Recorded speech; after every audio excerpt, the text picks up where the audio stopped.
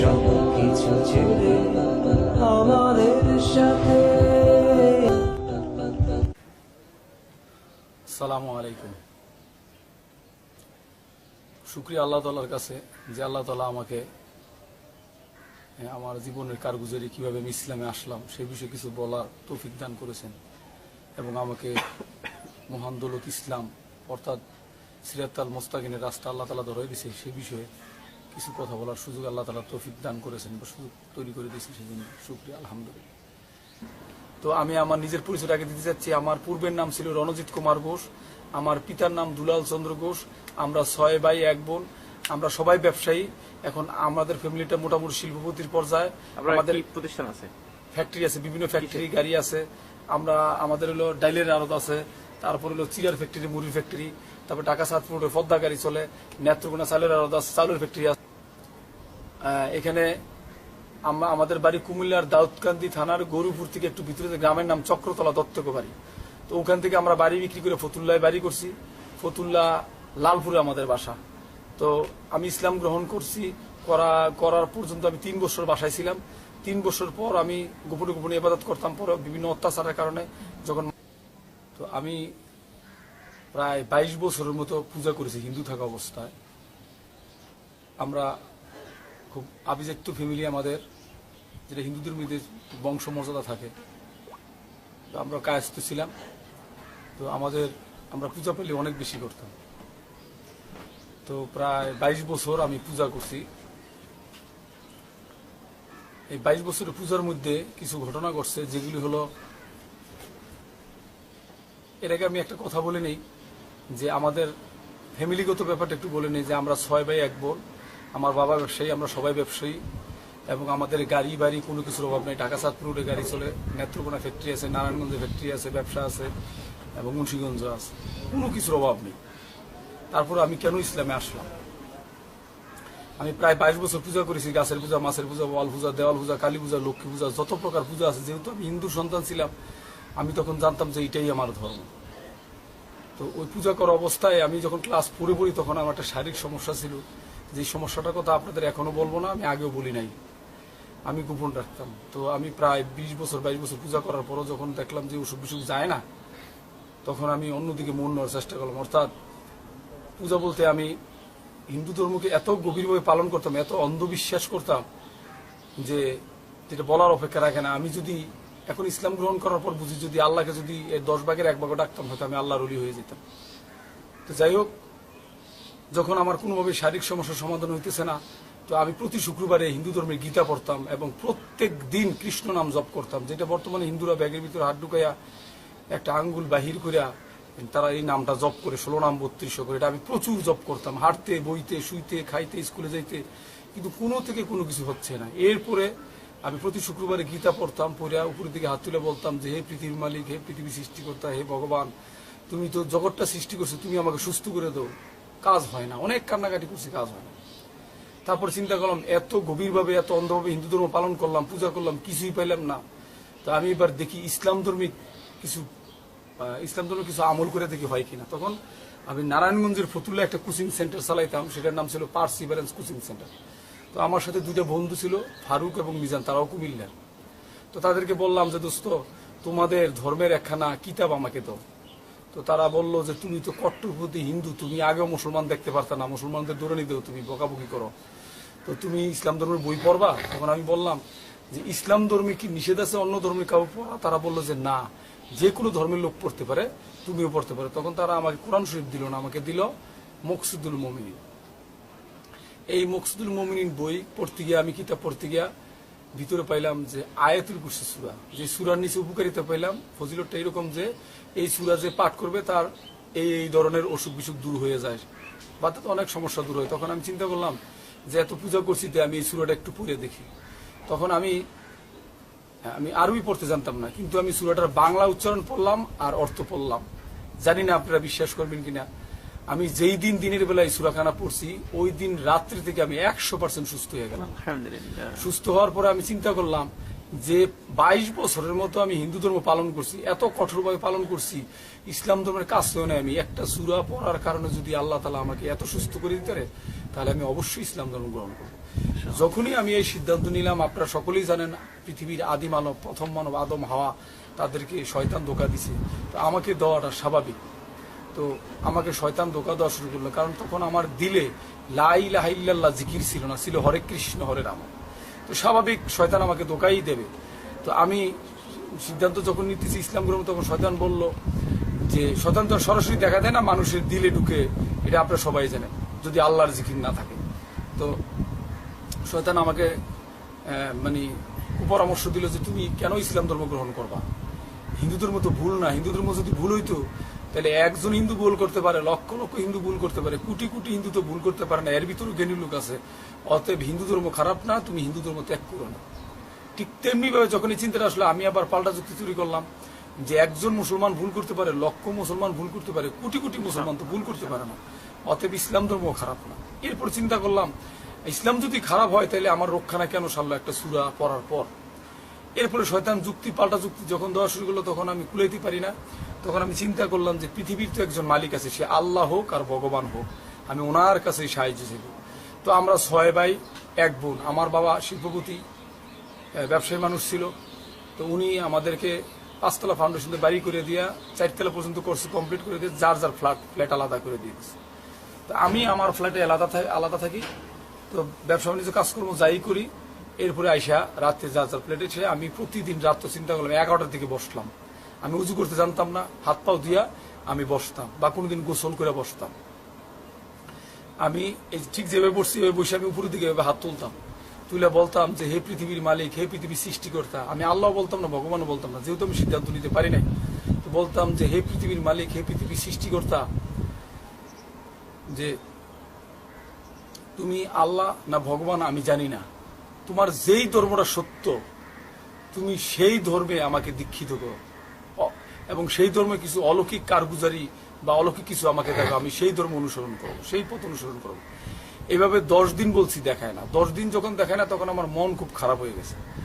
11 দিনের আগের রাত্রে আবার আমি প্রতিদিন রাত্রে 11টা বসতাম। তো ঘটনাগুলি সব বেজোর টাইমে ঘটতেছে। এরপরে আমি ঠিক 11টার দিকে, 11 দিনের আগের রাত্রে আবার বসলাম। ঠিক 11টার দিকে প্রায় 12টা একটা পর্যন্ত কান্নাকাটি করলাম, বললাম যে হে পৃথিবীর মালিক, হে পৃথিবীর সৃষ্টিকর্তা, কিভাবে প্রার্থনা করতে আমি জানি না, তুমি আমার ভুলগুলি ক্ষমা করে দিয়ে তোমার নিজের গুণে আমাকে দেখাও, আমি সেই পথে চলব। অনেক কান্নাকাটি করলাম। আমার ধারণা ছিল যে শিশু সন্তান কান্নাকাটি করলে দেখছে আপন মা তাকে বুকের দুধ দেয়, তো সে আল্লাহ হোক আর ভগবান হোক, যে জগৎটা সৃষ্টি করছে তার তো মায়া আরো অনেক বেশি হবে, নিশ্চয়ই তিনি আমার কথার মূল্য দিবেন। তখন আমার ধারণা ছিল রাত্রে স্বপ্নে দেখাবে কোনো কিছু, কিন্তু আল্লাহ তালা যা বুঝে আমরা তা বুঝি না। আল্লাহ তালা রাত্রে দেখানে হয়তো শয়তান ধোঁকা দিতে পারে। পরের দিন ঘুম থেকে উঠে সকালবেলা আমি কোচিং সেন্টারে গেলাম, ছাত্রছাত্রী পড়াইয়া।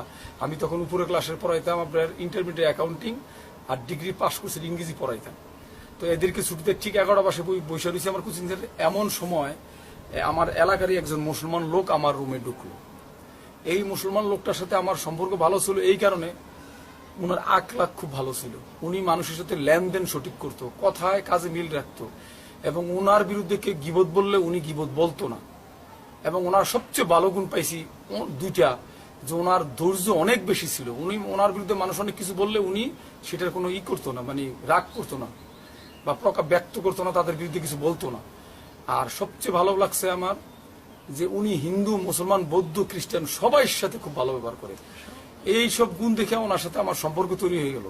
উনি আসতে যাইতো, মাঝে মাঝে আমার খবর নিত।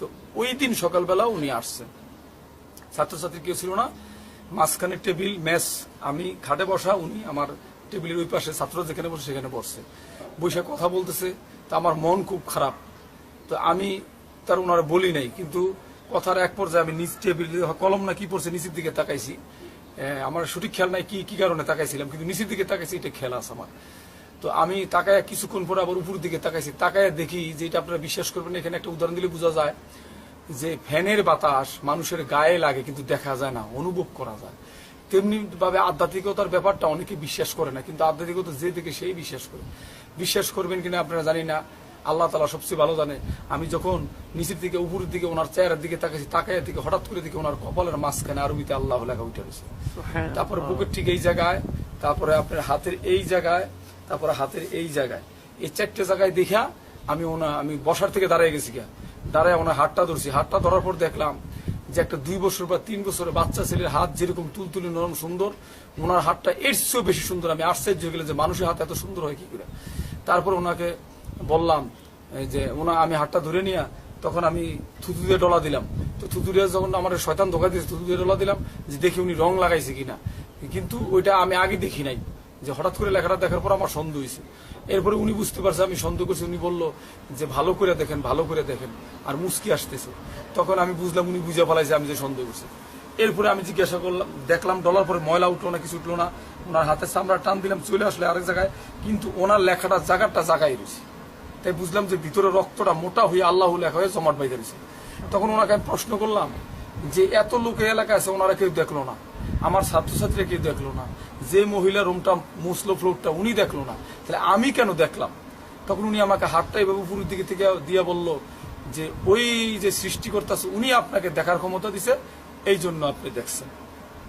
তখন আমার বিশ্বাস হইল যে আমার রাত্রের দোয়া কবুল হয়ে গেছে। তারপর ওনাকে আমি বললাম যে উনি আমাকে 2টো শর্ত দিল যে আপনি জীবনে কারো কাছে আমার নাম বলতে পারবেন, 1 নম্বর শর্ত। 2 নম্বর শর্ত, দুনিয়াবি কোনো নালিশ আমার কাছে আনতে পারবেন না। তা আমি বললাম যে ঠিক আছে, দুনিয়ার কোনো নালিশ আপনার কাছে আনবো না, কিন্তু আমার মায়ের কাছে আপনার কথা বলবো। যে বললো যে না, আপনি আপনার মায়ের কাছে আমার কথা বলতে পারবেন না, যদি বলেন হয় আপনার ক্ষতি হবে নাইলে আমার ক্ষতি হবে। তখন আমি ভয় পেয়ে গেলাম যে উনি তো আধ্যাত্মিক লোক, হয়তো কথাটা সত্যি হইতে পারে। এরপরে আমি ওনাকে বললাম যে দেখেন, এখন তো আমার ইসলামের প্রতি ঈমান চলে আসছে, আমি তো আর এই হিন্দু ধর্ম পালন করবো না, তা আমি তো ইচ্ছা করলে এখন নামাজ পড়তে পারবো না। হিন্দুর ঘরে থেকে এমন কোন আমল আছে যে আমলটা প্রথমে করা যায়? তখন উনি বলল যে হ্যাঁ আছে, একটা গল্পের মাধ্যমে বলল। তো গল্পটা ওনার বলা নিষেধ। উনি বলল, গল্পের মাধ্যমে বুঝিয়ে দিল যে হ্যাঁ আপনি বলতে পারেন। তো কি বলবো? তো বললো আমার সাথে পড়েন, লা ইলাহা ইল্লাল্লাহু মুহাম্মাদুর রাসূলুল্লাহ। এবং উনি এটা পরে দিয়ে বলল যে আপনি সবসময় এই জিকিরটা করবেন 2 অবস্থা ছাড়া, সর্বাবস্থায়। কোন 2 অবস্থা? প্রস্রাব করা অবস্থা, পায়খানা করা অবস্থায় ছাড়া সর্বাবস্থায় আপনি জিকির করতে পারবেন। মানে গল্পটা বলা যাবে না? না, গল্পটা বলা যাবে না।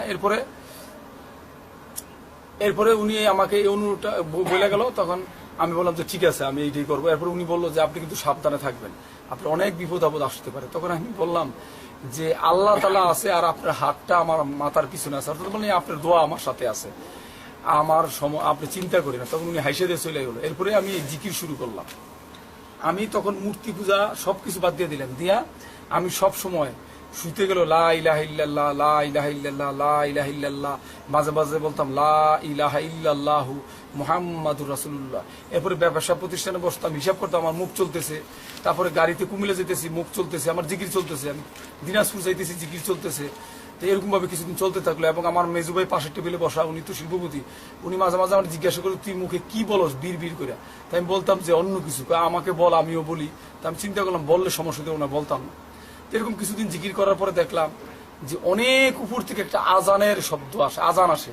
ঠিক পৃথিবীতে যেরকম আজান দেয় ঠিক সেম আজান, কিন্তু এটা আরো অন্যরকম ভালো লাগে, যে আমি কল্পনা মানে এটা আমার মনে হয় আমি স্বপ্ন দেখতেছি এরকম ভাবে আজানটা আসে।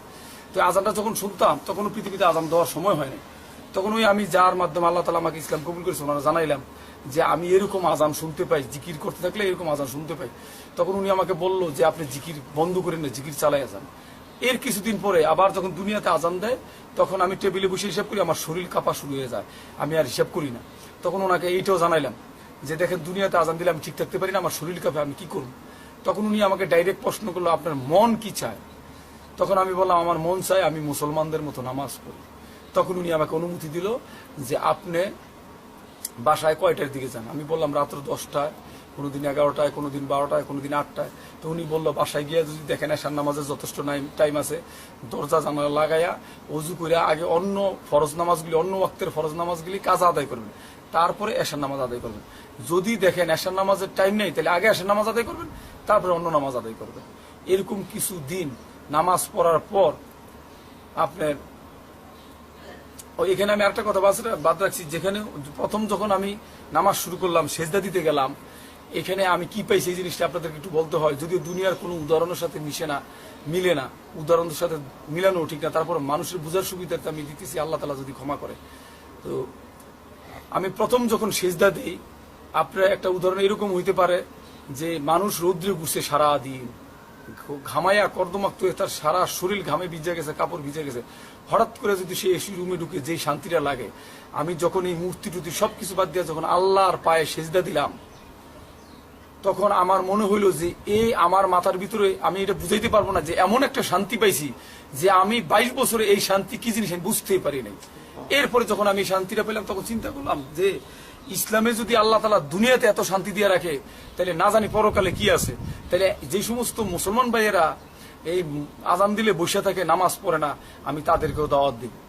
এরপরে আমি এই অবস্থায় তাদেরকে দাওয়াত দেওয়া শুরু করলাম, কিন্তু আমার বাসায় তখনও দাওয়াত দেই না। তো বাসায় এই অবস্থায় আপনার কোনো সমস্যা শুরু হয় নাই যে মানে আপনি হিন্দু থেকে মুসলমান হইতেছেন, এটা কেউ বুঝতে পারে নাই? না, এরপরে এখানে একটু সমস্যা হয়েছে। সেটা হলো যখন আমি আমার ফ্যামিলির তারা জানতে পারছে যে আমি ইসলাম ধর্ম পালন করি, তখন তারা আমার প্রথমে কোনো টর্চারিং করে নাই। তারা টর্চারিং করছে এরকম যে প্রথম আমার জিজ্ঞাসা, তুমি যে এগুলি করো, আমার বাবা বলতো তুমি যে এগুলি করো, এই যে ইসলাম ধর্মের জিনিস পালন করো, এইগুলি তো আমাদের ইজ্জত যায়। তখন আমি বাবাকে বলছিলাম যে বাবা, যে ইজ্জত যায়, যে সৃষ্টিকর্তা আমাদের বানাইছে ওনাকে ডাকলে যদি ইজ্জত যায়, তাহলে আমরা নিজ হাতে বানাইয়া যে মূর্তিটা পূজা করি বাবা, এটা তো আরো বেশি লজ্জার। তখন বাবা আর উত্তর দেয় না, এবার চুপচাপ থাকে। এরপর কিছুদিন পরে আমি নামাজ গোপনে গোপনে পড়তে থাকি। এরপরে আমার ফ্যামিলি তখনও কোনো টর্চারিং হয় নাই। কিছুদিন পরে যখন দেখলো যে আমার নামাজের গতিবেগ বাড়তেছে, নামাজ বাড়তেছে, তখন তারা এটা ইজ্জতের মধ্যে নিয়ে তারা বললো তাদের মান সম্মান চলে যায়। তখন তারা কি করলো যে আমাকে 3 তলার উপর উঠাইয়া, বাসার 3 তলার উপর উঠাইয়া, আমার একেবারে বড় ভাই আর মা ছাড়া 3 তলার উপর উঠাইয়া ডাকায় যেমনি পিটায়, মানে কেউ হাতে কেউ পা ধরে এমন থাপ্পড় লাত্তি উষ্টা কিল ঘুষি যে যেভাবে পারতেছে সেভাবে দিতেছে। কিন্তু আল্লাহর রহমত যে তারা যে মারতেছে, দিরিম দিরিম আওয়াজ হইতেছে, একটা পিঁপড়ায় কামড় দিলে যে ব্যথা পাওয়া যায় আমার মনে হয় আমি সেই ব্যথাটাও পাইনি। 1 নম্বর। 2 নম্বর হলো যে তাদের ধারণা ছিল আমার ভিতরে হাড়গুড় মানে ভেঙে গেছে না, কিন্তু আসলে কিছু। এবং তাদের আরেকটা ধারণা ছিল আমি 15 দিন বিছানায় থাকবো, কিন্তু আল্লাহর রহমতে আমি একদিনও বিছানায় থাকিনি। কিন্তু তারা আমাকে মাইকটা বন্ধ করছে এই কারণে, যখন আমার মা ফ্ল্যাটের ভিতরে থেকে শব্দ বলে দিরিম দারিম আওয়াজ হয় কিসের, তখন মা দৌড়িয়ে আসলে আইসা দেখলো এই ঘটনা। তো তোরা কি তাকে মাইরে ফেলাবি? তখন তারা আমাকে ছেড়ে দিল। মা পুরে জায়গা ওকে নিয়ে তখন মাকে রক্ষা করার জন্য আমাকে ছেড়ে দিল। এরপরে আমি গোসল গোসল করে বাসায় শুয়ে রইলাম। তারপর তারা চিন্তা করলো যে ব্যবসা বাণিজ্য সব ওর বন্ধ করে দে, ও এগুলি করে ব্যবসা বাণিজ্য করলে এইগুলি পাগলামি সাগলামি করবো, ইসলাম ধর্ম পালন করবো। এরপর তারা অন্যরকম সিস্টেম শুরু করলো যে আমার ভাই আমাকে 52 লক্ষ টাকা একটা গাড়ি দিল, যে তুই গাড়িটা নিয়ে যা। এবং প্রত্যেক মাসে কোম্পানির থেকে আমি টাকা নিতাম 60,000 50,000। তো ছোট ভাই অনেক চিল্লাচিল্লি করতে বলতো, ওর কিছু বলিস না, কিন্তু ও যেভাবে চলতে সেভাবে চলতে না, ওরা ধরে রাখা যাবে না। তারা অনেক চেষ্টা করছে, কিন্তু ওগুলিতে আমি কোনো শান্তি পাইতাম না। এরপরে আমি এই বাসায় যখন সব বন্ধ করে দিল, পরে আমি আস্তে আস্তে বাহিরে, বাসায় নামাজ না পড়ে বাহিরে পলে পলে নামাজ পড়ি। শুধু রাত্রে ফরজ নামাজটা আমি বাড়িতে পারি না, গেট থেকে বাসায় পড়ি, আর আপনার তাহাজ্জুদ নামাজটা পড়ি। এরপরে আমি শুরু করলাম মুসলমানদের দাওয়াত দেওয়া। এই মুসলমানদের দাওয়াত দেওয়ার পর দেখলাম যে কিছু মুসলমান নামাজি হইতেছে এবং কিছু মুসলমান ভুল বুঝতে। বাড়িতে থেকেই? হ্যাঁ, বাড়িতে থেকে আমি বাইরে গিয়ে কাজ। এটা বাড়ির মানুষ জানে না? না, বাড়ির মানুষ তো আমরা জানতেছে না। এবং এদেরকে বলছি যে আপনারা বললেন না আমি যে ইসলাম প্রচার। এরপরে অনেকে সন্দেহ করতে, পরে আমার পিছনে পিছনে গিয়ে মসজিদে চেক দেখছে, আমি তো আসলে জানতাম না। তারা দেখছে না আমি ঠিক নামাজ পড়ি, ইসলাম গ্রহণ করছি। এরপরে প্রথম একটা ছেলে মুসলমান হইল দাওয়াত দেওয়ার পর। মুসলমান হওয়ার পর এলাকার হিন্দুরা বলল ও তো পাগল, ওর কথা তোমরা শুনো কেন, ওর ব্রেনের সমস্যা আছে, ও বাপ মার গাড়ি বাড়ি কোটি কোটি টাকা থুইয়া ও ইসলাম ধর্ম পালন করে, এরকম পাগল ছাড়া কেউ করে, ওর সমস্যা আছে, ও লেখাপড়া করলে কি ওর সমস্যা আছে। তো এরপরে এবং ও ভিক্ষা করবো কয়েকদিন পর। তখন আমাকে ভিক্ষা করবো। কখনো বিবাহ শাদী করেন না, বিয়ে আমি হিন্দু থাকা অবস্থায় করছি। মানে এখন যে বলতেছেন যে এই অবস্থায় কি বিবাহ করছেন? বিবাহ পরে বিয়ে করছি আমি আগে বিয়ে করছেন হিন্দু থাকা অবস্থায়। হ্যাঁ, তখন আমি পুরোপুরি ইসলাম আসি না, ইসলাম দুর্বল ছিলাম। আচ্ছা। এরপরে এখানে আমার ওয়াইফের ব্যাপারটা একটু পরে বলি। এরপরে আমি মনে করেন দাওয়াত দেওয়া শুরু করলাম। তখন এই সমস্ত কথা বলো, যে মসজিদে পলায় নামাজ পড়তাম, ওই মসজিদে ইমাম সাহেবের কাছে বললাম হুজুর, তো আমাকে তো এলাকার হিন্দুরা পাগল বলে, সাথে কিছু মুসলমানরাও বলে যারা না বুঝে। তো হুজুর আমি তো ভিক্ষা করবো এই কথা বলছি, আমি রাগ করিনি। যখন পাগল বলছে এটা তোমার মাইন্ডে লাগে যে মানুষে পাগল ছাগল বলে। তখন ইমাম সাহেব বললো তুমি কি করছো? তখন আমি বললাম যে এই কাজ করছি। ইমাম সাহেব হাসা শুরু করছে। আমি মানুষ পাগল বলে আপনি হাসতেছেন? কয় দেখো বাবা, তোমার ব্যাপারে আমি হাসতেছি এই কারণে, তোমার তো অনেক বড় সৌভাগ্য যে কিভাবে তুমি তো আল্লাহ রসুলের সুন্নত পাইয়া গেছো, আল্লাহ রসুলরে মানুষে পাগল বলতো, তোমার অনেক সৌভাগ্য যে তুমি আল্লাহ রসুলের মানুষের পাত্রতে ঢিলেতে রক্ত জড়াইতো, তো তোমার দাওয়াতে একটা ছেলে মুসলমান হয়েছে, তুমি তো অনেক বড় কাজ করছো আল্লাহ রসুল, তুমি এই কাজটা বন্ধ করো না। তখন আমি এই কথা শুনে খুশি হলাম যে আল্লাহ রসুলের সাফায়াত লাগবে আমাদের ব্যস্ত যাইতে হলে, তাহলে ওনার যদি সুন্নত পাই থাকি তাহলে তো আমি আসলে আমার সৌভাগ্য। তখন আমি বাসায় থেকে দাওয়াতের কাছে আরো বাড়াই দিলাম, তারপর 60টা ছেলে মুসলমান হইল। 60টা ছেলে মুসলমান হওয়ার পর এলাকার হিন্দুরা সোচ্চার হইল যে আমরা তাদের পাগল বলি, আসলে তো সে পাগল না, পাগল হয় তার কথা তো এইভাবে শোনার কথা না। তখন তারা একটা টিম গঠন করলো, ওরা বললো যে তোমরা চেক রাখবা কোন কোন ছেলের সাথে সে কথা বলে, ওই ছেলেগুলিকে সে যাওয়ার পর তারা আবার আমরা উল্টা বুঝাবো। তখন তারা ঘর থেকে আমি চলে গেলে পরে তারা খবর দিয়ে নিত, নিয়ে তার ব্রেন ওয়াশ করতো। কিন্তু সবচেয়ে আশ্চর্যের বিষয়, যতই ব্রেন ওয়াশ করুক আল্লাহ তাআলা যাকে হেদায়েত দেয় কেউ ধরে রাখতে পারে না। এরপরে মনে করেন ওই এলাকারই অনেক পুরাতন লোকের একটা ছেলে আবার মুসলমান হয়ে গেল, হওয়ার পরে সমস্ত হিন্দুরা একত্রিত হইয়া আমার বাড়িতে গেল। আমি তখন এশার নামাজ পড়তে গেছি, বাড়ি থেকে বাবাকে বলল যে আপনার ছেলে শিল্পপতি, নারায়ণগঞ্জ জেলা পূজা কমিটির সদস্য, হ্যাঁ উনি বড় অবদান রাখে, অনেক বড় অবদান রাখে, পূজায় অনেক টাকা টুকা দেয়, তো আপনার ছেলে মুসলমান হিসেবে আপনি বাড়িতে রাখেন কিভাবে? এরপরে বাড়িতে রাখছেন ঠিক আছে, আপনার ছেলে আপনি যেভাবে মন চায় সেভাবে রাখেন, কিন্তু আমাদের এলাকার ছেলেগুলি মুসলমান হতেছে এটা আমরা আর বরদাস্ত করবো না, আমরা প্রয়োজনে অনেক হেল্প নিবো, আওয়ামী লীগের নেতার কাছে যাবো, বিএনপি নেতার কাছে যাবো, আমরা যত টাকা খরচ করবো। তো বাবা চিন্তা করলো আমি ব্যবসায়ী মানুষ, আমার 6টা ছেলে, একটা মুসলমান হয়ে গেছে, নষ্ট হয়ে গেছে, ওরা বাহির করে দেয়, আমার 5টা নষ্ট করার দরকার নেই। তখন ওই দিন রাত্রে ওনারা আমার বাইর করে দিল, কাপড় চোপড় দেয় নাই। তা আমি আর বেশি তর্কাতর্কি করে চিন্তা করলাম আল্লাহ যা করে ভালোর জন্যই করে, আগে পলে পলে নামাজ পড়তাম, সরাসরি নামাজ পড়তাম, পলে পলে দাওয়াত দেব, সরাসরি দাওয়াত দেব। আসার সময় বাবারা বলে আসলাম ঠিক আছে বাবা, তো আমি তোমার একটা কথা বলে যাই যে এখন থেকে তোমার নাতি পুতি যা আছে আত্মীয় স্বজন সবাই দাওয়াত দেবো, তোর যা মন চাই তুই তা কর, কিন্তু বাবা তোর আর আমাদের দরকার নাই, কোনো পরিচিত দরকার নাই, বাপ মা বলে পরিচিত দিলাম। তারপর আমি চলে আসলাম ওই মসজিদে, ইমাম সাহেব মসজিদে উঠলাম, উঠার পরে দাওয়াতের কাজ শুরু করলাম। দাওয়াতের কাজ শুরু করার পরে আপনার 14টা ছেলে একটা মেয়ে মুসলমান হইল। মুসলমান হওয়ার পরে আমার একটা অভ্যাস ছিল, যখন আমি ইসলাম গ্রহণ করি তাবলিগের সাথে বসতাম। প্রথমে আমার বসা ছিল তাবলিগ ওলাদের সাথে, যারা দিনের দাওয়াতের কাজ করতো। 3 দিন করে সময় লাগাইছি, এখনো 3-4 দিনে নিয়ত আছে দেওয়া। আর আমি জামাত ইসলামের সাথেও বসতাম, চরমোনার সাথে বসতাম, অর্থাৎ তাদের যে কথাগুলি ভালো লাগতো এগুলি আমি মনোযোগ সহকারে শুনতাম এবং পালন করার চেষ্টা করতাম। তো এই পর্যায়ে সবাই আমাকে দাওয়াত দেওয়া শুরু করলো, তাবলিগও দাওয়াত দিল, চরমোনায় দাওয়াত দিল, এমনকি আটটুসিও দাওয়াত দিচ্ছে, অনেক অনেক জায়গা থেকে দাওয়াত আসছে। মানে সবাই সুযোগ নিতে হ্যাঁ, যে আপনি আমাদের সাথে বসেন, আপনি আমাদের সাথে বসেন, আমরা আপনার দেখবো। তো আমি চিন্তা করলাম যে এত দাওয়াত পাইতেছি, আগের সাহাবিরা, সোহবতে সাহাবি রাসূলের সাথে যারা ছিল, এই সাহাবিরা একটা জুতার ফিতার জন্য আল্লাহর কাছে সাহায্য চেয়েছে নামাজ পড়া, তো আমার মনে এই কাজটা করা উচিত। তখন আমি 2 রাকাত নফল নামাজ পড়ে আল্লাহ তাআলার কাছে সাহায্য ছিলাম যে আল্লাহ রাব্বুল আলামিন, আমি শুনছি মুসলমানদের মধ্যে 73টা কাতার হবে, তুমি নিজে আমার ঘর থেকে বাহির করে আনছো, তো আল্লাহ তাআলা 73টা কাতার মধ্যে একটা কাতার তুমি ব্যস্ত নিবা আল্লাহ, তো যে কাতারটা তুমি ব্যস্ত নিবা, যে এই কাতার প্রথম কাতারটা যে কাতারটা ব্যস্ত নিবা ওই কাতারে শামিল তুমি আমার করে দাও। এর কিছুদিন পরে আল্লাহ তাআলা এই জুবাইর ভাইয়ের সাথে আমার মিলাইলো, যে জুবাইর ভাই হিন্দুদের দাওয়াত দেয়, বৌদ্ধদের দাওয়াত দেয়, খ্রিস্টানদের দাওয়াত দেয়, মুসলমানদের দাওয়াত দেয়। মুফতি জুবাইর আহমেদ। হ্যাঁ, মুফতি জুবাইর আহমেদ, যে ইসলামী দাওয়ান ইনস্টিটিউটের প্রধান। আল্লাহ তাআলা আমাকে মিলাইছে, এরপরে আমিও এখন মিলে কাজ করতেছি। এরপরে চিন্তা করলাম এখানে আরেকটু আমি কথা বলি যে নারায়ণগঞ্জে আমার উপর একটু অত্যাচার চলছিল।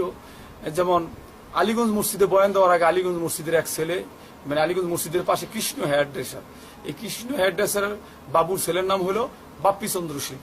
তো বাপ্পি চন্দ্র শীল আমার ভাইকে ফোন দিল যে দিলীপ দা, আমার মেজো ভাইয়ের নাম দিলীপ দা, যে আপনার ভাই মসজিদে মসজিদে বয়ান দেয়, এখন মুসলমানরা এগুলি শুনে আমাদের রাস্তায় দাওয়াত দেয়, বাড়িতে দাওয়াত দেয়, মন্দিরে দাওয়াত দেয়, আমাদের তো আর ইজ্জত থাকে না। তখন আমার ভাই বলল যে দেখো, ইজ্জত তো খালি তোমাদের জানা, ইজ্জত আমারও গেছে, তোমরা একটা কাজ করো, তুমি পারলে ওর গুলি করে মাইরে ফেলাও, যেমনি পারো মাইরে ফেলাও, আমি বুঝবো পরে। আমার ভাই কথাটা বললো, বলার পরে আমি জানতাম না। তো ওই ছেলে আবার আমার কাছ থেকে আমার বয়ান শুনছে, বই পড়ছে, কিন্তু দেখেন আল্লাহ কি ধরনের হেদায়েত দেয়। ওই ছেলেটা বর্তমানে সে তো মুসলমান হইছেই, তার এরকম লম্বা দাড়ি এবং 3টা চিলা দিয়ে আসছে, এবং সে আমার পরে বলছে দাদা আপনার মারার কথা ছিল, আমার গুলি করার কথা ছিল। তো আল্লাহ তাআলা তাকে হেদায়েত দিয়ে দিয়েছে। তাবলীগে সময় লাগাইছে। হ্যাঁ, তাবলীগে সময় লাগাইছে। এখন সেও আমার সাথে দাওয়াতের কাজ করে মাঝে মাঝে। তো এরকম অনেক ছেলে মুসলমান হয়েছে আমার এলাকায়। তখন চিন্তা করলাম যে আল্লাহ তাআলা আমাকে এই দুজকের রাস্তার থেকে বাঁচায় সিরাতাল মুস্তাকিমের রাস্তা ধরাইয়া দিল। তো আমার নাম ছিল আব্দুর রহমান, আমার নাম ছিল রণজিৎ কুমার ঘোষ, বর্তমানে আব্দুর রহমান। মানে রহমান হলে আল্লাহর একটা বান্দা, আল্লাহর আর একটা নাম। তো রহমানের বান্দা মানে আল্লাহর বান্দা। তো আল্লাহ তাআলা আমার সুরত চেঞ্জ করাইছে, আমার গুনাহ রাস্তা থেকে সিরাতাল মুস্তাকিমের রাস্তায় নিয়েছে, ব্যস্তের রাস্তা ধরাই দিছে। তো আমি চিন্তা করলাম যে আমার বসে থাকা উচিত না, আমি দাওয়াতের কাজ করি। তখন মুসলমানদের দাওয়াত দিতে একটা পর্যায়ে একদিন আমার সামনে দিয়ে একটা হিন্দু মৃত লোকের লাশ যাইতেছিল। তখন আমি আমি দাঁড়ায় গেলাম না, আমার খুব ভয় এসে গেল যে এই অবস্থা তো আমারও হইতে পারতো। তখন আমার ভিতর চিন্তা আসলো যে আমার অবশ্যই হিন্দুদেরকে দাওয়াত দেওয়া উচিত, কারণ আল্লাহ তাআলা আমাকে হিন্দু ফ্যামিলির থেকে এখানে নিয়ে আসছে।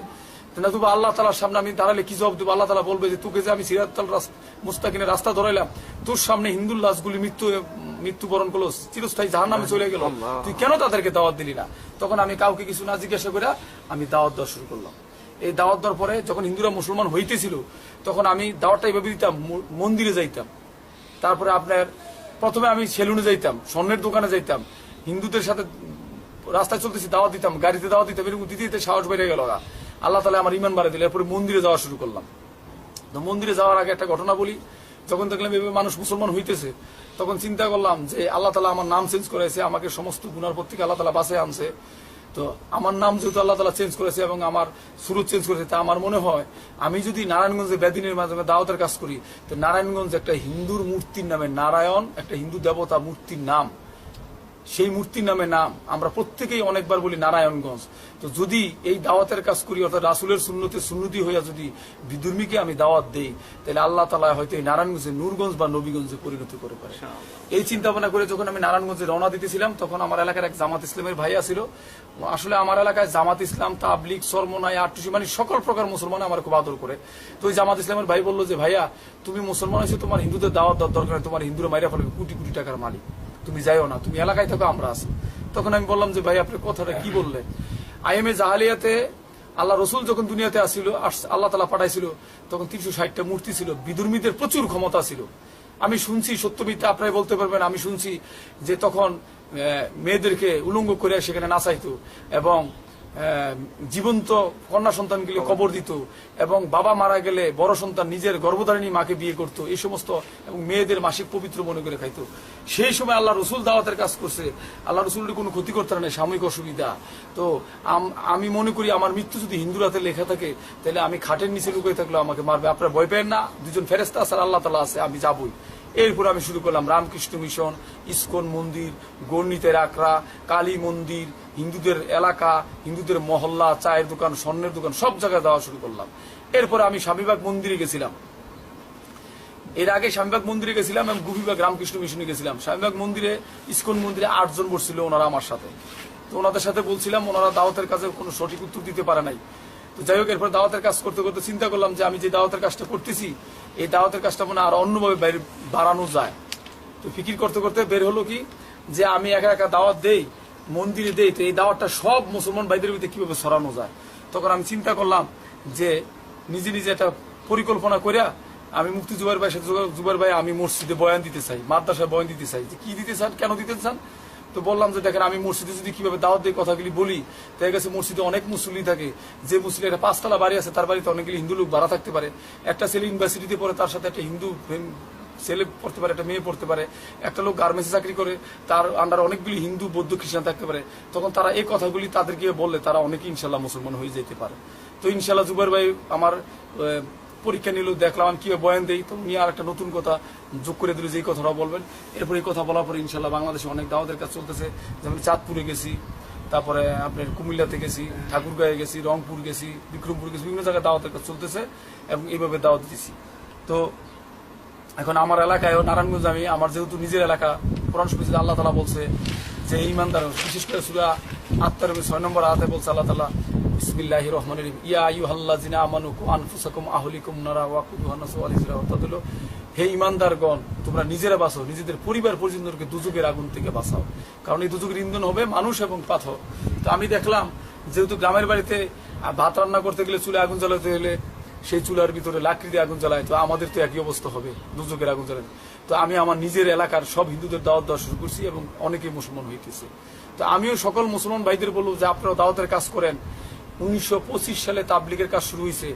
আমাদের তাবলিগ ভাইদের কাছে আমার অনুরোধ থাকলো, তাবলিগ কাজটা অবশ্যই ভালো, যে তারা যেন এখন আর বৈশানা থেকে হিন্দুদের দাওয়াত দেয়, তবে হিন্দুদের দলবাহিনীতে দাওয়াত দেওয়ার দরকার নাই, ইনফেরাদি দাওয়াত দিতে পারে, ব্যক্তিগতভাবে দাওয়াত দিতে পারে। তাছাড়া মুফতি জুবাইর আহমেদ যে দাওয়াতের কাছে ওনাদের সাথে অ্যাড হইয়া ভারতের কালাম সিদ্দিকী মাওলানা ওনার সাথে ওনার তরতিবেও কাজ করতে পারে, তাবলিগও করতে পারে। জুবাইর আমাদের সাথে দেখা হওয়ার পরে কি উপদেশ দিল বা কি তার কাছে কি পাইলেন আপনি?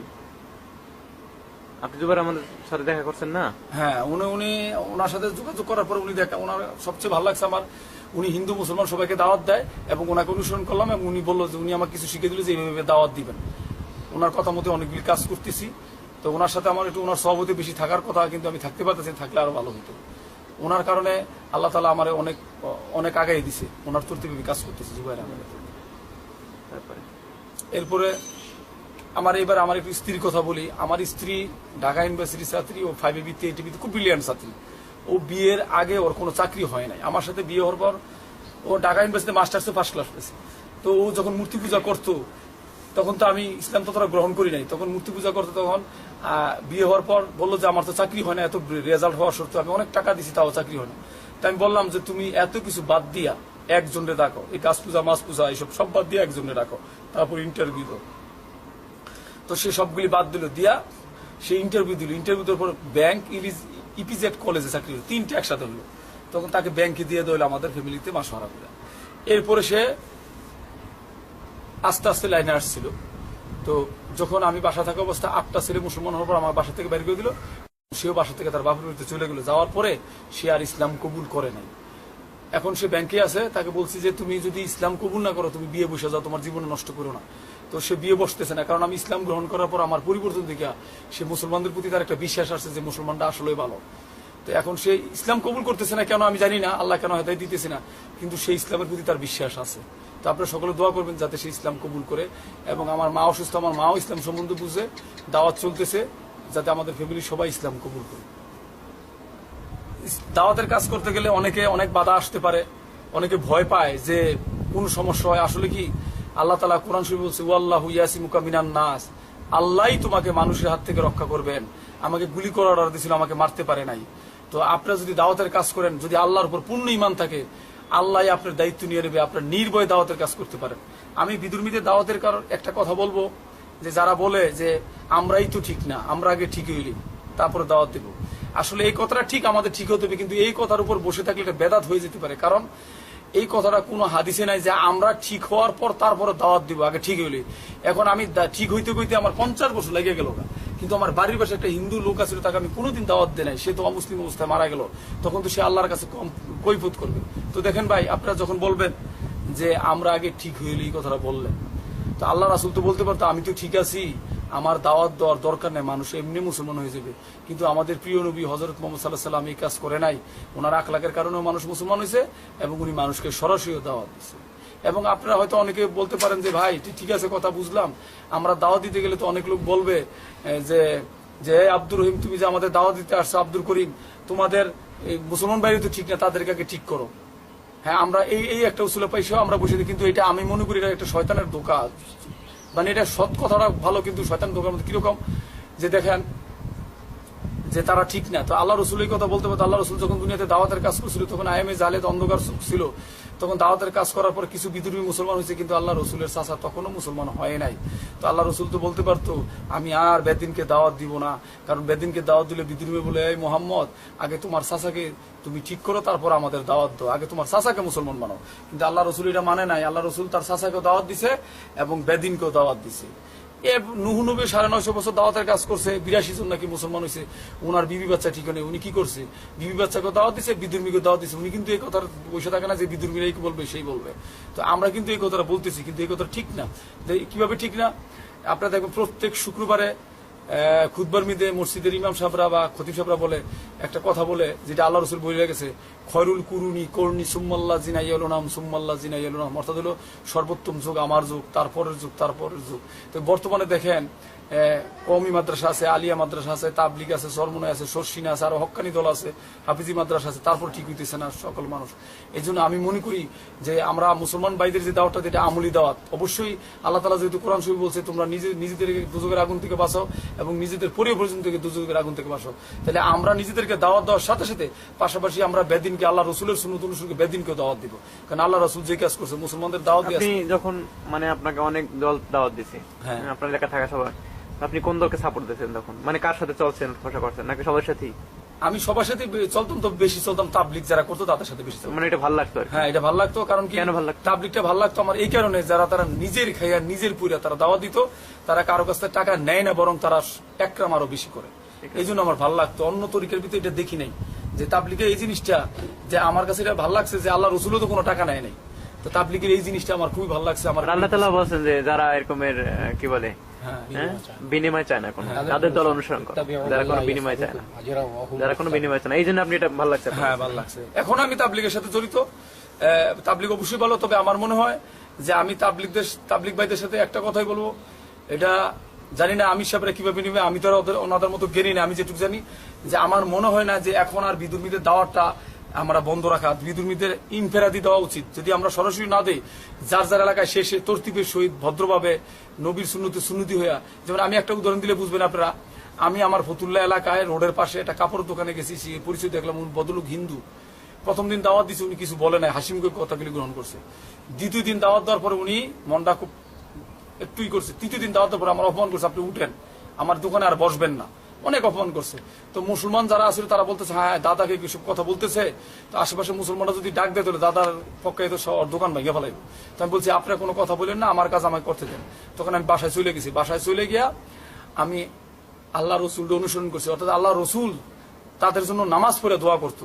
তখন আমিও 2 রাকাত নফল নামাজ পড়ছি, বুঝি আল্লাহ তাআলা তুমি তো আমাকে নজিরে দেখাইছো, তাকে বেদিনের ঘরে পাঠাইছো, সে তো কিছুই জানে না, সে কিছুই পড়ে না, তার নিজের ধর্মটা জানে। আল্লাহ তাআলা তুমি তারা ক্ষমা করে দিয়া তুমি তারা হেদায়েত দিয়ে দাও।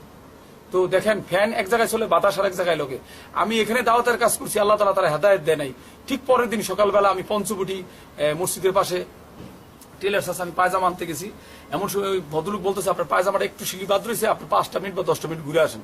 তো আল্লাহর এই রহমত, আমি ঘুরতে গিয়ে মসজিদের পাশে গিয়ে দেখি এক লোক আমার ডাকছে এই পাশে আসেন। যাওয়ার পরে একটা দোকান দেখা দিল, ওখানে একটা হিন্দু ছেলে চাকরি করে। তখন আমাকে বললো এই ছেলেটাকে দাওয়াত দেন। তখন আমি ওই দিন দাওয়াত দেওয়ার পরে 1 ঘন্টার কম বেশি লাগছে, ওই ছেলেটা ওই দিনই কলমা পড়ছে, এরপরে সে তাবলিগে চলে গেছে। তো দেখেন আল্লাহ তাআলা কি করতে পারে। তো এই জন্য আমরা ভয় না পেয়ে দাওয়াত দিই। আর দাওয়াত তো আল্লাহর কাজ, এটা আল্লাহ তাআলা নিজে বলছে তোমরা দাওয়াত দাও। তাহলে আমরা যদি এই কাজ করি, আল্লাহই আমাদেরকে রক্ষা করবে। যদি আপনারা মনে করেন দেশের অবস্থা খারাপ, অমুক সরকার ক্ষমতা, অমুক সরকার ক্ষমতা, বা আমার বিধর্মীরা ভয় করতেছে, এইটা তাহলে মনে করবো শিরিক করেন। কারণ কি, সরকারের কোনো ক্ষমতা নেই। হ্যাঁ, আমরা শয়তানের বিরুদ্ধে কাজ করি, আমরা সরকারের বিরুদ্ধে কাজ করি না। কারণ হলো এক ভদ্রলোক একটা রুম তৈরি করতেছে, বলতেছে যে এই মিস্ত্রি তুমি দক্ষিণ পাশে একটা জানালা রাখো। কেন? আমি যাতে আজান শুনতে পাই। তো আপনারা বলেন তো ভাই, উনি জানালা দিয়ে আজান শোনার জন্য জানালা রাখতে বলছে, এই জানালা থেকে শুধু আজান আসবে না, আলো বাতাস সবই আসবে।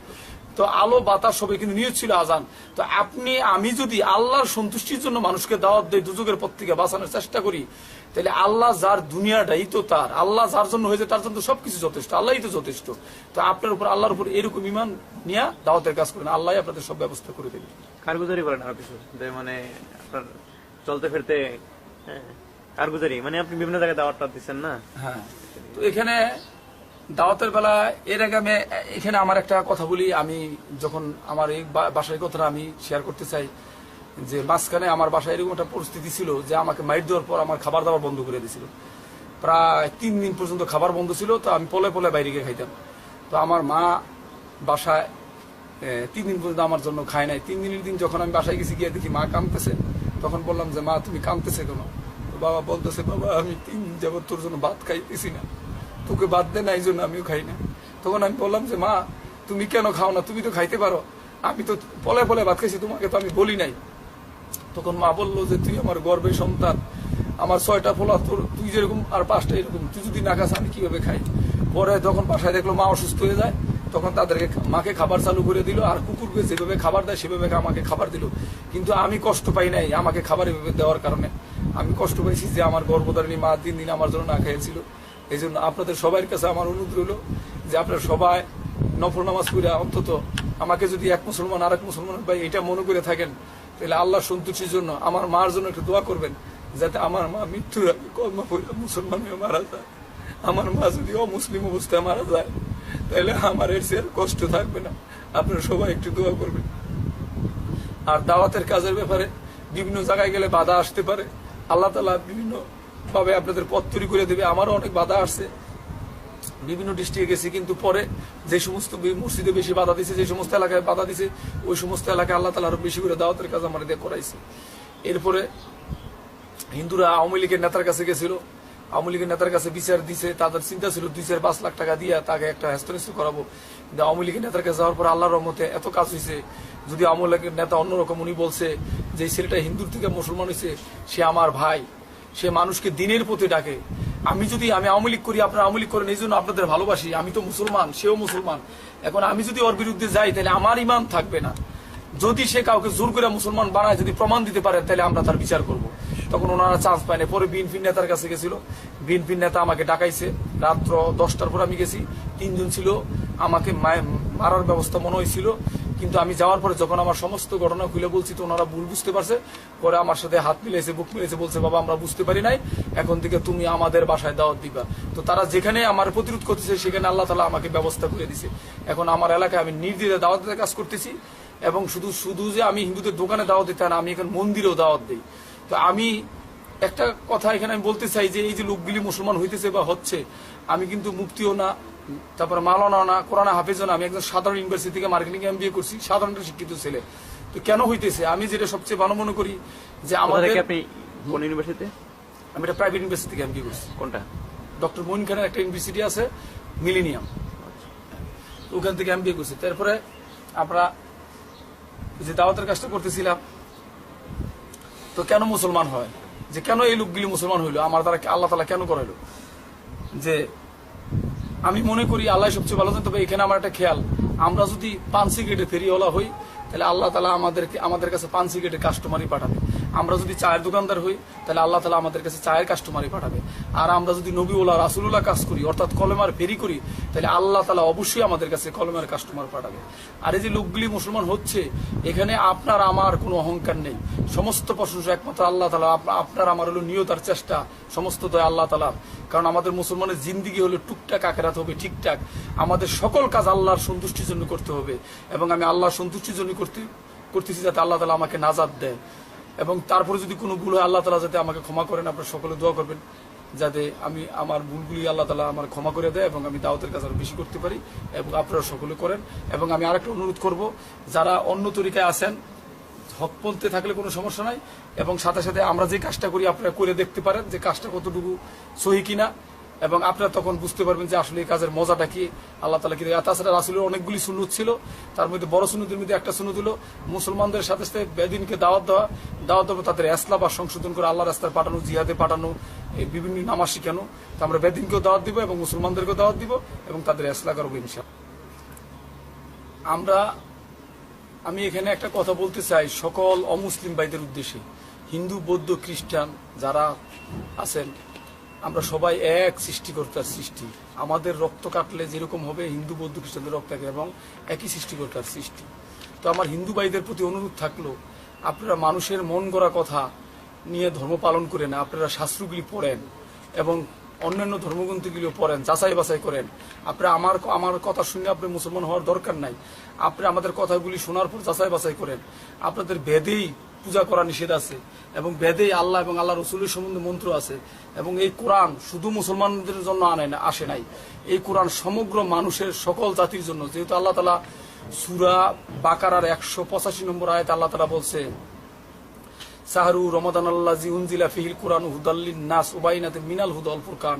আল্লাহ তাআলা কোরআন শরীফে বলছে, এই কোরআন নাজিল করা হয়েছে বরকতময় রমজান মাসে সকল মানুষের হেদায়েতের জন্য। আল্লাহ তাআলা কিন্তু এখানে বলে নাই মুসলমান বা খ্রিস্টানের হেদায়েতের জন্য, আল্লাহ তাআলা বলছে সকল মানুষ। তাহলে এই সকল মানুষ বলতে এখানে হিন্দু বৌদ্ধ খ্রিস্টান ইহুদি সকলের জন্য, এবং এই আল্লাহ রাসূলও সকল মানুষের জন্য। আল্লাহ তাআলা সূরা আরাফের 158 নম্বর আয়াতে বলছে, কুল ইয়া আইয়ুহান নাসু ইন্নী রাসূলুল্লাহি ইলাইকুম জামিয়া। হে নবী আপনি বলে দিন, হে মানব সম্প্রদায়, হে মানব মণ্ডলী, আমি তোমাদের সকলের জন্য রাসূল হিসেবে রহমত স্বরূপ সতর্ককারী রূপে পরিচিত হয়েছি। তাহলে বুঝলাম এই রাসূলও সকলের জন্য। তাই আপনাদের হিন্দুদের কাছে আমার অনুরোধ থাকলো, আপনারা কোরআন শরীফ বাংলা আছে, বাংলা কোরআন শরীফ পড়েন, এবং আপনাদের বেদ পড়েন, গীতা পড়েন, যাচাই বাছাই করে আপনি ধর্ম পালন করেন। নচেত এই অবস্থায় মারা গেলে আল্লাহ তাআলা আপনাদেরকে না দুজকে ছাড়া ব্যস্ত দেবেন না। কারণ আল্লাহ তাআলা নিজেই বলছে, জানতো যে মানুষ ভুল করবে, শয়তান তোকে বলবে যে আমরা আল্লাহ তালা এই ধর্মগুলি পাঠাইছে, সব ধর্ম আল্লাহ তালা পাঠানোর জন্য আল্লাহ তালা কোরআন শরীফে বলে দিয়েছে ইন্নাদ্দিন্না ইনদাল্লাহিল ইসলাম, আমি আল্লাহর কাছে একমাত্র গ্রহণযোগ্য ধর্ম ইসলাম। তো ভাই, হিন্দু ভাইয়ের কাছে আমার অনুরোধ, যদি একজন মুসলমান লোক আপনাদের বলতো, আপনারা সন্দেহ করতে পারতেন যে মুসলমানরা তো মুসলমানদের কথা বলবেই, কিন্তু আমি তো একসময় হিন্দু ছিলাম আপনাদের মতো।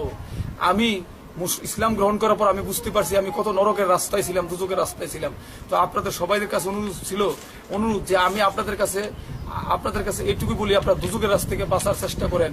আপনি দুনিয়াতে আছেন, এসএসসি পরীক্ষা একবার দিয়েছেন ফেল করছেন, আবার দিয়েছেন ফেল করছেন, আবার দিয়েছেন ফেল করছেন, কিন্তু মৃত্যুবরণ করলে আর পৃথিবীতে ফেরত আসতে পারবেন না। এই জন্য মৃত্যুর আগে আপনি সঠিক সত্যটা জানা যান, আল্লাহকে চিনা যান, সৃষ্টিকর্তাকে চিনেন, কে এই পৃথিবীর মালিক আল্লাহ না ভগবান, সঠিক করতে আপনার সঠিকটা সত্যটা জানা যান। একটা কথা মনে রাখবেন, যখন মায়ের পেটে ছিলেন তখন যদি বলতো, ধরেন আপনার নাম গৌতম, হে গৌতম বাবু, যে দুনিয়াতে গাছ আছে, পালা আছে, গাড়ি আছে, সুন্দর সুন্দর নারী আছে, বাড়ি আছে, তখন কিন্তু আপনি বিশ্বাস করতেন না। এই দুনিয়াতে আসার পর আপনি দিকে বিশ্বাস করছেন। তেমনি ভাবে যখন আপনি মৃত্যুবরণ করবেন, আল্লাহ তাআলা আপনাকে ব্যস্ত দুচোখ দেখাবে, তখন আপনি আবার আল্লাহকে তাআলাকে হয়তো বলতে পারেন, আল্লাহ আমাকে দুনিয়াতে পাঠাও, আমি তো ভুল করছি, আমি আর ভুল করবো না। আল্লাহ আর পাঠাবেন না। এই জন্য ভাই, আপনাদের পায়ে ধরি, আপনি একটা বার হলে অন্তত যাচাই করে দেখেন। যাচাই করার পর আপনারা নিজেরাই বুঝতে পারেন, আল্লাহ তাআলা নিজে কোরআন শরীফে বলছে যে যারা সত্যের অনুসন্ধান করে, সত্যপথের অনুসন্ধান করে, আমি আল্লাহ তাদেরকে সত্যপথ দেখাই। আমি বলি না আপনারা এখনই আল্লাহকে ডাকেন, আপনারা সত্যপথ অনুসন্ধান করেন এবং পৃথিবীর যে মালিক আছে ওনার কাছে সাহায্য চান, উনি আপনাদেরকে সত্যপথ দেখাবে। আমার এই আবেদন আপনাদের সকলের কাছে, সবাই দুচোখের আগুন থেকে বাঁচেন। এবং অনেকে বলতে পারেন, এবং আমি কিছু মন্ত্র বলি, যে আপনারা যে হিন্দু ধর্মের বেদে যে পূজা করা নিষেধ, আপনারা জানেন কিনা আমি জানি না। হিন্দুদের মূল গ্রন্থ বেদ 4টা ভাগ, সামবেদ, অথর্বেদ, যজুর্বেদ, ঋগ্বেদ। যজুর্বেদের 205 পৃষ্ঠায় 9/40 নম্বর শ্লোকে বলা আছে, অন্দং তম প্রবিশন্তি দেহসং বুতিমুপাস্যতে তত বইবতে তৌ যৌ সম্ভূতরত। অর্থ হলো অন্ধকার নরকে প্রবেশ করিবেন তারা, মানে দুযোগে প্রবেশ করিবেন তারা, যারা প্রকৃতির সৃষ্টিকর্তার পূজা করে, সৃষ্টিকর্তার সৃষ্টির পূজা করে, যেমন আগুন, জল, বাতাস, চন্দ্র, সূর্য। আর যারা মূর্তি পূজা করে তারা আরো বেশি। এটা ওই ধর্মগ্রন্থে লেখা না? হ্যাঁ, হিন্দু ধর্মগ্রন্থে। হ্যাঁ। এরপরে আরো বলা আছে যে একটা আপনাদের উপবেদে বলা আছে, হতারমিন্দ্র মহাসুরিন্দ্র অল্ল জ্যৈষ্ঠং পরমং পুণ্যং ব্রহ্মণং অল্ল অল্লাম অল্ল রাসুল মুহাম্মদ রকম বর্ষ অল্ল অল্লাম আদলাং বুকুন লান লিখার্থকম। আরেক জায়গায় বলা আছে লা ইলাহা, বলবেন না এটা? পরেরটা অর্থ বলি, লা ইলাহা হরতি পাপম ইলো ইলা পরম পাতম জন্ম বৈকুণ্ঠ তজপিনা মোহাম্মদম। লা ইলাহা হরতি পাপম মানে আল্লাহ পাপ মুক্ত করে, ইল্লো ইল্লা পরম পাদম অর্থাৎ আল্লাহর পায়ে আশ্রয় নয়, প্রকৃত আশ্রয়। তারপর হলো জন্ম বৈকুণ্ঠ তজপিনা মোহাম্মদম, যদি বৈকুণ্ঠে বা স্বর্গে যাইতে চাও তাহলে মোহাম্মদের মোহাম্মদের প্রদর্শিত পথ অনুসরণ এবং অনুকরণ করো। এইভাবে আপনাদের ধর্মগ্রন্থগুলির মধ্যে লেখা আছে। তো আরো বিস্তারিত অনেক বলা আছে, সময় স্বল্পতার কারণে আমি সব বলতে পারলাম না। আপনি এগুলি যাচাই করে থাকেন, এবং যদি আপনারা এগুলি সম্বন্ধে আরো জানতে চান, মান্ডার শেষ মাথায় আমি যেই ভাইয়ের আন্ডারে কাজ করি, মুফতি জুবায়ের আহমেদ, ওনার কাছে অনেক তথ্য আছে।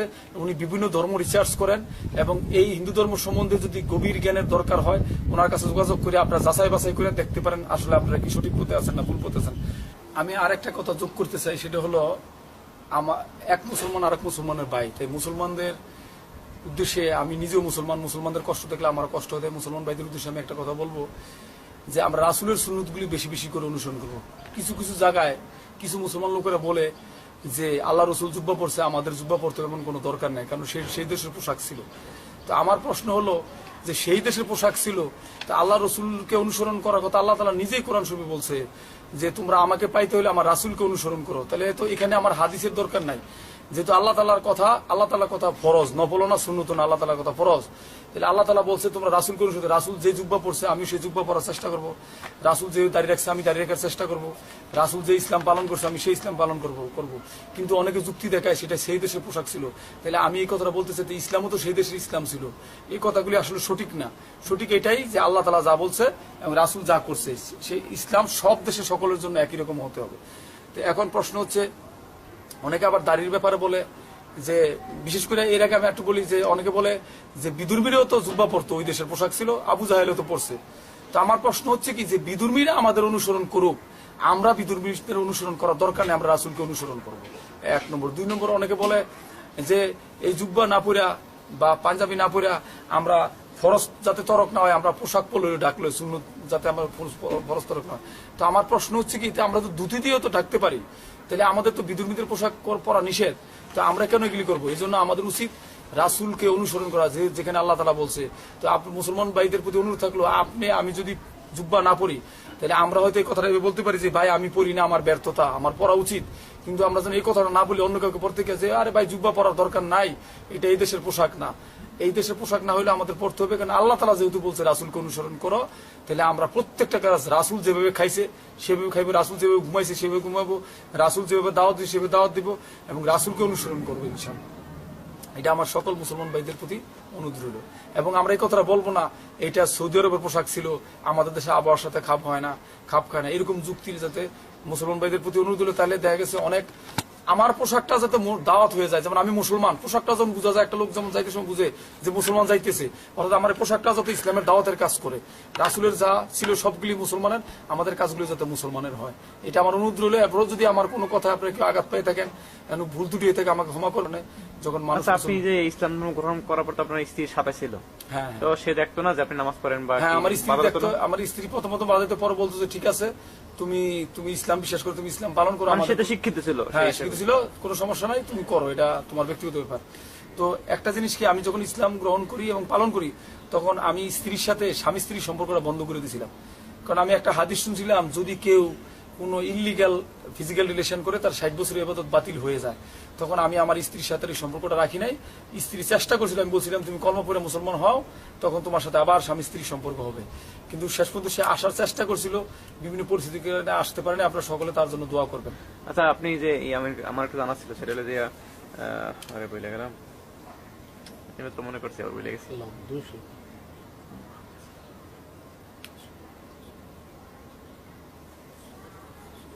ও আপনি যে আল্লাহ আকবার,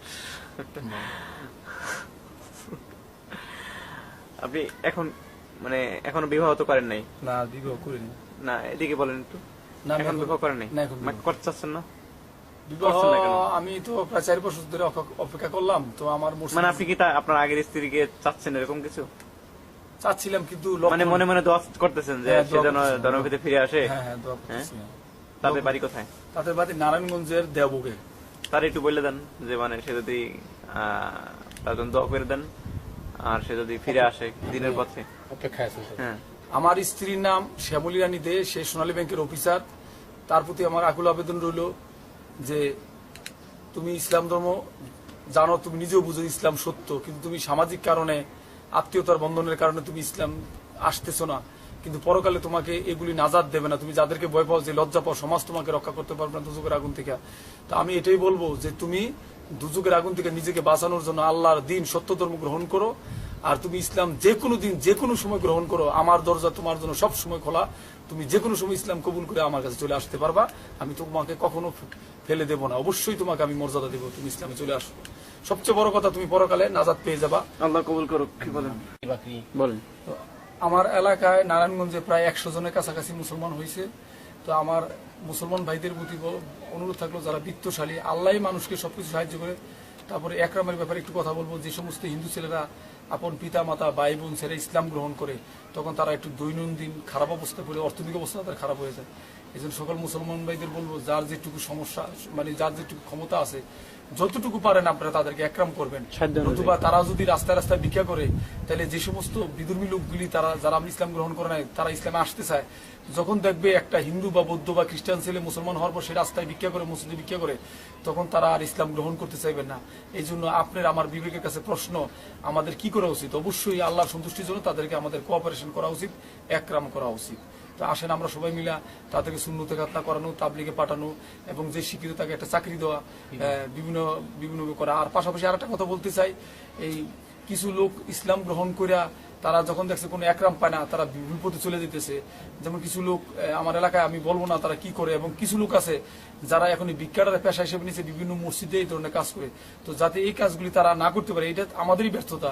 আজকে যদি আমরা সকল মুসলমান মিলে, আমার এলাকার একটা ছেলে মুসলমান হয়েছে, তাকে একটা চাকরি বা একটা ফান্ড আমরা দিয়ে যাই, তুমি ব্যবসা করে খাও বাবা, এলাকায় থাকো, তাহলে সেই কাজটা করে না। কিন্তু সে যখন একটা মসজিদে যাবে, এক মসজিদে 500, আরেক মসজিদে 1000, এক মসজিদে 2000, তখন সে আর কাজ করতে চাইবে না। তখন আল্লাহর প্রতি ঈমান তার বেশি একটা থাকবে না, তখন সে এইসব কাজই করবে। তো আমরা আল্লাহর সন্তুষ্টির জন্য এমন কিছু করি যাতে লোকগুলো ভিক্ষা না করে এবং ইমানদার হয়, এবং মুসলমান হিসেবে আমাদের যে একরামটা করা হলো সেই একরামটা যাতে হয়ে যায় ইনশাআল্লাহ। এটা সকল মুসলমানদের জন্য আমার অনুরোধ রইল। হিন্দু ভাইদেরকে আপনি বলতে পারেন কি কি কোন কোন থেকে আপনার তারা জানতে পারে? যেমন জুবাইর ভাই যে হিন্দু থেকে মুসলমান বই পড়তে পারে, আবার আপনার আমানত পড়তে পারে। হিন্দু ভাইদের প্রতি আমার অনুরোধ রইল, যদি আপনারা জানতে চান, জুবাইর ভাইয়ের কিছু বই আছে, যেমন হিন্দু ভাইদের দাওয়াত দেওয়ার পথ পদ্ধতি একটা বই, তারপরে আলোর পথে হিন্দু থেকে মুসলমান যারা বিভিন্ন ধর্ম, খ্রিস্টান, বৌদ্ধ থেকে মুসলমান আছে তাদের সাক্ষাৎকারগুলি এই বইটা আছে।